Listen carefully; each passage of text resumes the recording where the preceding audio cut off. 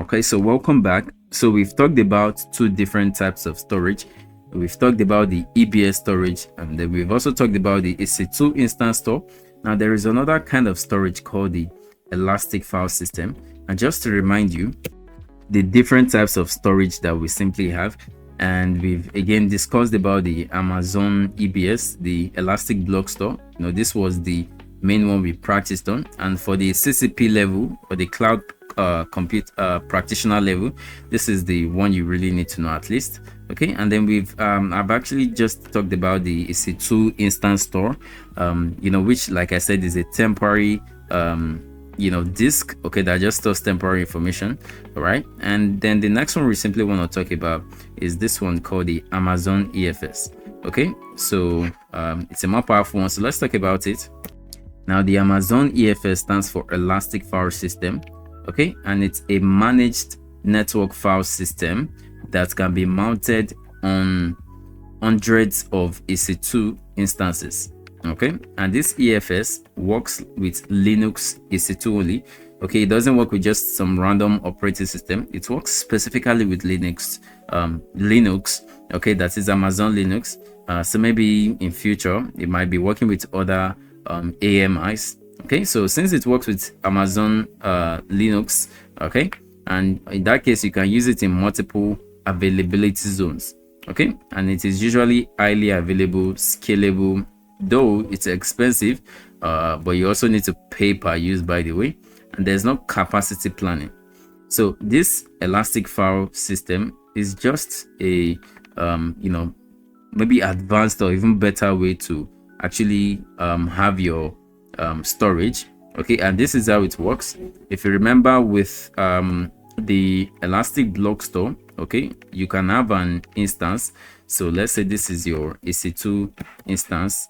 Okay, and then if you want to create a storage, okay, you can have to go to volume and create your storage, maybe a storage of 2 gigabytes, right? And then you can attach it to this your instance. Okay, so that's just it with elastic block store. So this is the, if you remember, just trying to remind you, so this is the elastic block store. And the problem with elastic block store is you can't actually have another storage and then attach it. Maybe as your files get bigger, you'd always need to get a bigger storage, right? But there's a way around it where you have to create a snapshot, you remember. Okay, but that's not what we're talking about. And we also talked about the a better one recently, which is the elastic EC2 instance store. Okay, that was more like the second one, which is a storage as well, but this storage stores temporary files like caching, just temporary files. Okay, you don't use it to store your pictures, whatever. Okay, not even operating systems either. Okay, so this was not a better option.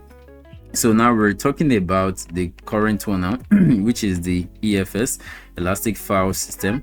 Okay, now this elastic file system is more like this EBS, but the advantage is that when you create an EFS could be, for example, 100 gigabytes.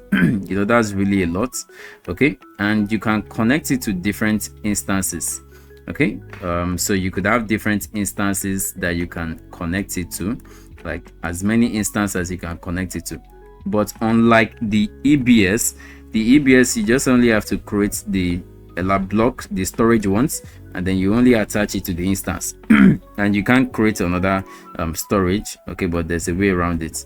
Okay, unlike the EFS, just one big storage that can be connected to different EC2 instances. Okay, so this is like more like the same thing I've just explained here. You can have an elastic file system here, though you need to, a security group will be needed, of course. You should know that, whenever you want to create that, you need a security group, and then you can connect it to different instances. The interesting thing about this elastic file system is that you can connect it to different instances in different regions. So you can see how powerful this is in this case.